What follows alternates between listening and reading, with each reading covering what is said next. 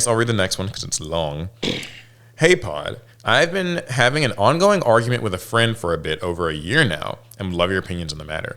I argue that competitive level Magic is easier to learn and get into as a hobby than competitive level Yu-Gi-Oh! Is. Between timing restrictions and chain blocks, along with all the text on cards, increasingly a problem for Magic 2, I think it's harder to get into at a higher level. So this person's saying like Yu-Gi-Oh! Is harder to get into. He argues otherwise, talking about resource management with lands and learning the different keywords and how they interact. Which do you think is harder to get into? P.S. Not to rag on my friend too hard, but I think his argument is in a bit of bad faith, considering he considers any kind of summoning past fusions to be stupid and refuses to play with them. Well, that does reframe the argument a little. That certainly changes my opinion of the person I haven't met.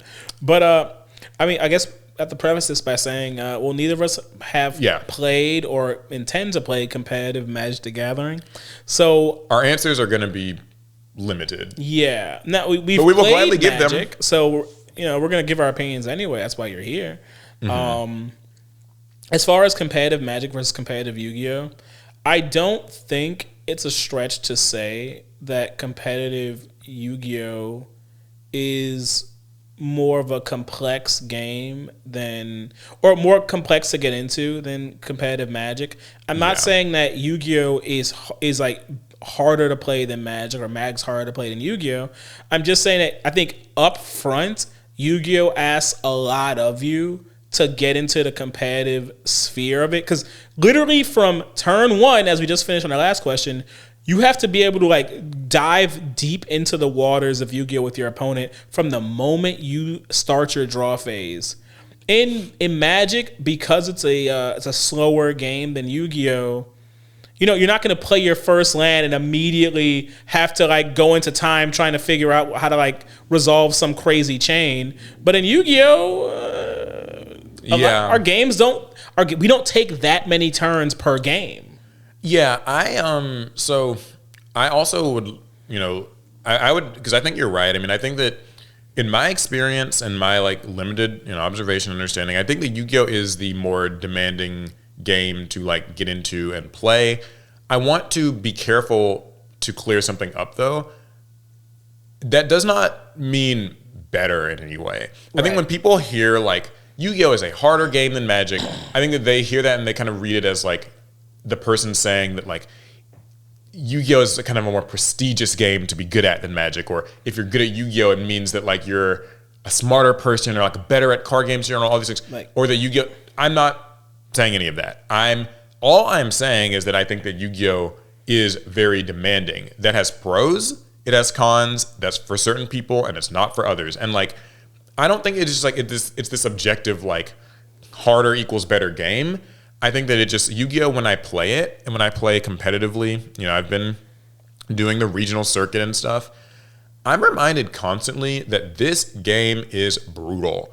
It's really unforgiving. It moves really fast, and the amount of like attentiveness that you must have at all times from the word go, like even from the prep and all of that stuff, but just from the word go is like. So, for instance, right now I'm playing Radiant Typhoon, and like literally from the draw phase, I'm having to like stop and like think about like chain orders and activation stuff and just all these little things and like timings. And I think the mental stack of stuff that you have to contend with at once, like more early in the game, Yu-Gi-Oh! Is like, it's really laying them on you. Like there's a lot. I think once you get up to speed, like once a Magic game ramps up and it matches the speed of a Yu-Gi-Oh! Game, I actually don't think Magic and Yu-Gi-Oh! Are very different as far as what would be asked of you in a competitive match of Magic the Gathering or Yu-Gi-Oh! A chain and the stack, they are not very different concepts. And to do well in either game, you have to have mastered both those concepts. And what I think you notice a lot with competitive card gamers, especially like champions, you notice a lot of like the very best card gamers can usually move between multiple card games. Because I honestly think the skill set it requires to be like truly a professional card gamer is actually pretty samey across card games. Yeah, I mean, I do think that there's a certain amount of just transferability, and I would even go as far as to say that like these games are testing some of the same skill sets and some different ones. Like there are certain things that like, you know, Yu-Gi-Oh just asks of you that Magic doesn't, and I'm certain that there are things in Magic that like you have to think about. It sounds like, you know, like resource management looks different in Magic than it does in Yu-Gi-Oh. Like Yu-Gi-Oh's modern resource management isn't what it was like, you know, 20 years ago. Hell, it's not even what it was like 10, 3 years 5 ago. years. Yeah, it's constantly Now changing. time is the resource. Yeah, time's a whole thing. Hard once per turns kind of have taken on a new identity. The way that card economy works is like it's kind of diminished in a way. There's so many little things, and I could go on and on and on. But like, what I will say is that I don't think that there's a like harder or I don't think like harder is a binary thing. Like it's just objectively harder to play Yu-Gi-Oh. But from my experience, Yu-Gi-Oh certainly feels more like it is just demanding to start playing and like kind of get in the door with competing. It seems like it is asking more of you, but I don't think that like it says that you are like a better card gamer all around or something. Just that it's just asking more.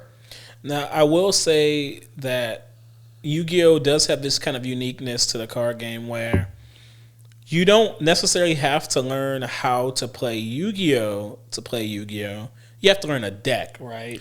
Yeah, that's true. Like, that's a great point. Because in a lot of cases, our decks play so differently from one another that learning to play Radiant Typhoons and learning to play, let's say I'm on Pumpkin right now. Learning to play Pumpkin, learning to play those two decks doesn't actually benefit me if I'm only intending to play Pumpkin. It might make me better in my Radiant Typhoon matchup, but yeah, it's decks and better Yu-Gi-Oh to are actually focus, right? Decks in Yu-Gi-Oh are so different. Like, you know, each deck kind of has its own like very unique gimmick and thing. And so I do find that comparatively, I think that in Magic, having a fundamental knowledge of Magic seems to transfer over from deck to deck more readily.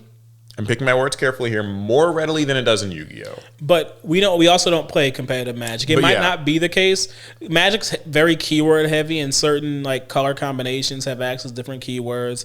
And I know it can get the rulings get deep with some of those keywords. So maybe it's the same. I don't know. Yeah. Last thing I will say is that if your friend has not played anything past Fusions, well, here's all I'll say about that. Actually, you should encourage him to try them out. You know, there's nothing can form a better like opinion and scope of things than just playing them yourself. If he thinks that like synchros and Xyz and pendulums and links and all that stuff like ruined Yu-Gi-Oh and they're bad and evil and terrible or whatever, I disagree with that. But like he or she or whoever, they should play this stuff and try to, you know, approach it in earnest and see if their opinions on it change.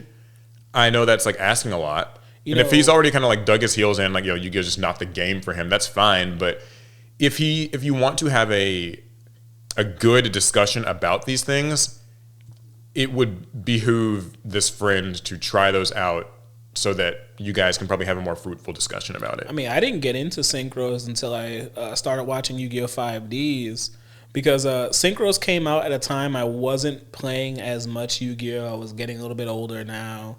And so I kind of was like, oh, they made these white cards. I guess it looks cool or whatever, but I'm not really checking for that. But then, like, you know, my brother started putting on 5Ds on the mornings on Saturdays. I started watching, and I was like, yeah, there's a Yusei guy. He's kind of cool. Stardust Drag. Oh man! Next thing you know, I want to play synchros when I was very indifferent about them before. So maybe have them watch the anime. Yeah, familiarity I think like plays in so much. Like people will kind of dislike these new mechanics just because it didn't come at a time for them when like they were maybe still because what usually happens is like, oh, I just stopped watching Yu-Gi-Oh at that time, so now I'm gonna just say Xyz ruined things or I say Links ruined things, but you know. Anyway, yeah, it's a good question. Then they have a story about how like a synchro monster like made them lose a tournament and it burned down their house. It's like, oh, okay. Yeah, it took all I your guess money. you should hate them. Something house arrest, gas leak, whatever.